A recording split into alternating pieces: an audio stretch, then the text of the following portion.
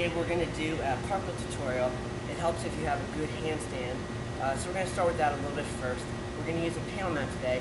If you don't have one, you can do the same stuff on the floor. We're going to purposely make these handstands right now a little bit smaller than a handstand, so we're not worried about falling over. So we're going to start in a lunge, front leg bent, back leg straight, both heels flat on the floor, arms by your ears, and you're going to try and keep your stuffing nice and tight so your back is straight. We're going to kick up a little bit,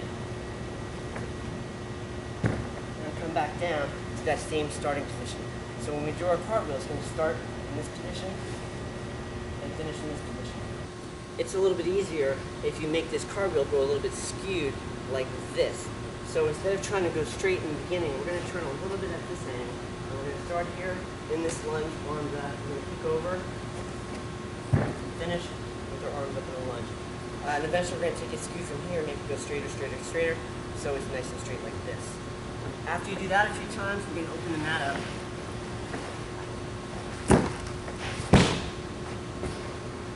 So for the first one of the mat, instead of going exactly straight, we're going to start a little bit in this corner, aim for this corner, and kind of skew like this, so it's kind of like this. We're going to keep our stuff nice and tight. Big step, arms up by your ears, hands down in the corner. So we're finishing kind of like this.